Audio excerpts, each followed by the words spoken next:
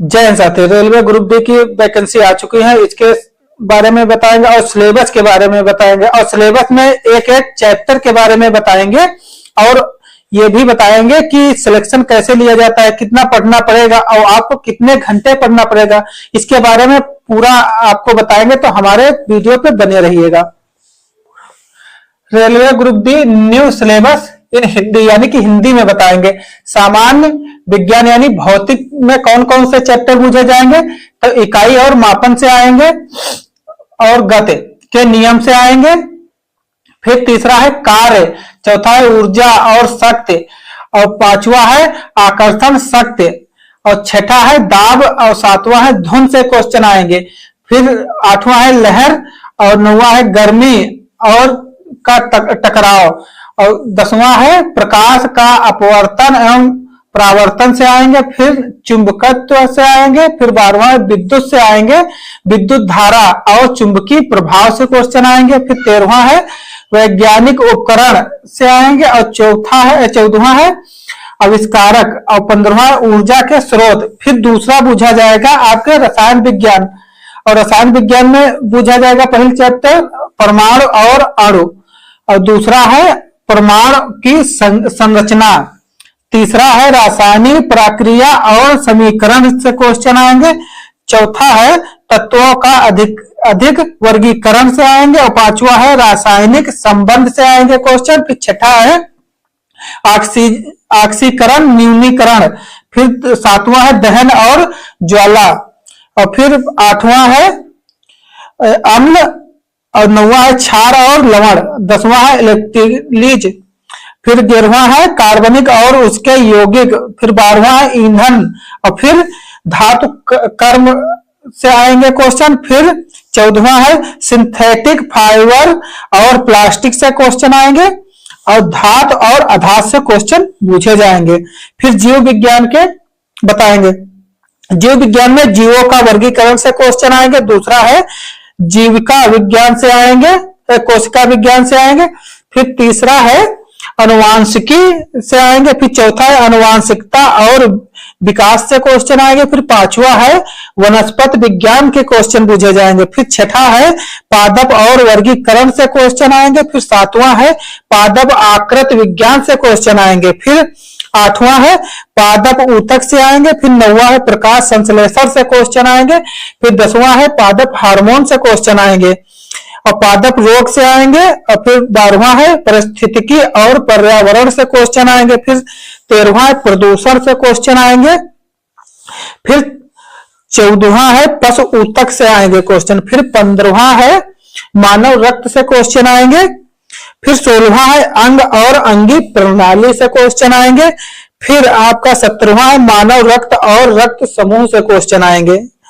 फिर 18वां है मनुष्य की आंख से क्वेश्चन आएंगे और फिर 19वां है पोषक तत्व से क्वेश्चन आएंगे। फिर 20वां है मानव रोग से क्वेश्चन आएंगे और फिर 21वां है प्राकृतिक संस्थान से क्वेश्चन आएंगे। फिर उसके बाद गणित से संख्या पद्धति के क्वेश्चन आएंगे। फिर दशमलव से क्वेश्चन आएंगे। फिर तीसरा है भिन्न के क्वेश्चन आएंगे। फिर चौथा है अनुपात और समानुपात के क्वेश्चन आएंगे। फिर पांचवा है प्रतिशत के आएंगे। फिर छठा है क्षेत्रमिति से आएंगे। फिर सातवां है समय और काम से आएंगे क्वेश्चन। फिर आठवां है समय और दूरी से क्वेश्चन आएंगे। फिर 9वां है साधारण ब्याज और 10वां है चक्रवृद्धि ब्याज से क्वेश्चन आएंगे। फिर लाभ और हानि के क्वेश्चन आएंगे। फिर बीज गणितीय के आएंगे क्वेश्चन। फिर ज्यामिति और त्रिकोणमिति के क्वेश्चन पूछे जाएंगे और फिर बेसिक सांख्यिकी के क्वेश्चन आएंगे। फिर वर्गमूल आएगा। उसके बाद 16वां है आयु गणना करना और फिर 17वां कैलेंडर और घड़ी से क्वेश्चन आएंगे। फिर 18वां पाइप और टंकी के क्वेश्चन आएंगे। उसके बाद अब रीजनिंग की बात कर ली जाए तो रीजनिंग में कोडिंग डिकोडिंग आएगा, रक्त संबंध से आएंगे, जुगली से क्वेश्चन आएंगे और फिर चौथा है डीआई और दक्षता से आएंगे। फिर पांचवा है समांतर और अंतर के क्वेश्चन आएंगे। फिर सिलोजिज्म के आएंगे और फिर सातवां है वर्गीकरण के आएंगे क्वेश्चन। आठवां है कथन और मान्यताएं। फिर 9वां है वर्णमाला श्रृंखला से आएंगे क्वेश्चन। फिर 10वां है गणितीय संरचना से क्वेश्चन आएंगे। फिर वेन आरेख से क्वेश्चन आएंगे। फिर है निष्कर्ष से आएंगे, और फिर निर्णय लेना, और फिर 14वां है संख्यात्मक श्रृंखला से आएंगे क्वेश्चन, फिर है विश्लेषणात्मक तर्क से आएंगे, फिर 16वां है दिशा निर्देश से क्वेश्चन आएंगे, फिर 17वां है समान आंकड़े समूह से आएंगे, फिर 18वां है वर्ग और त्रिभुज के आएंगे क्वेश्चन, और फिर 19वां श्रृंखला से आएंगे, फिर 20वां विश्लेषणात्मक से आएंगे तर्क, विश्लेषणात्मक तर्क, फिर 21वां कागज मोड़ना और कागज काटने से क्वेश्चन आएंगे, फिर 22वां है क्यूब और पासा से आएंगे क्वेश्चन, 23वां है जल चित्र से आएंगे, फिर 24वां है मिरर इमेज से आएंगे, फिर 25वां है चित्र मैट्रिक्स से आएंगे, और 26वां पूर्णता अपूर्णता पैटर्न पे आएंगे, और फिर वर्गीकरण के क्वेश्चन आएंगे।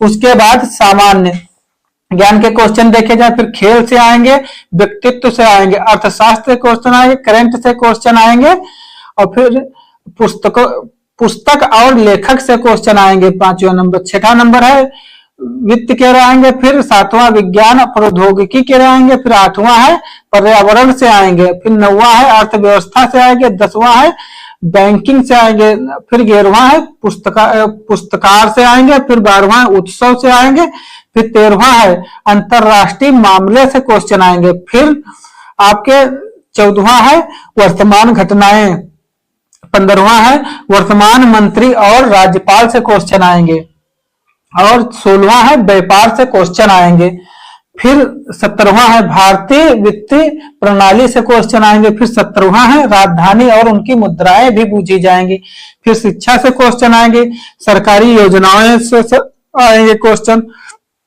फिर 21वें नंबर पर सम्मेलन से आएंगे क्वेश्चन।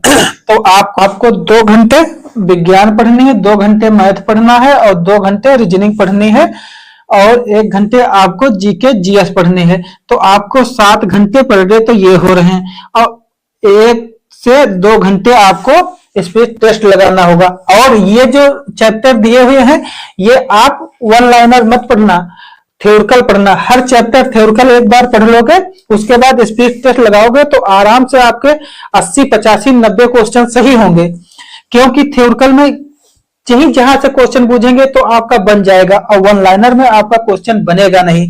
अब सोच लो कि 25 नंबर की विज्ञान आ रही है, 25 की मैथ आ रही है, 30 की रीजनिंग आ रही है, तो आपका 80 तो इसी 3 चैप्टर से हो रहा है, और आप 10 नंबर इससे निकाल लीजिए, तो आपका 90 नंबर का पेपर बन रहा है, और 90 नंबर पे आपका सिलेक्शन रुकेगा नहीं।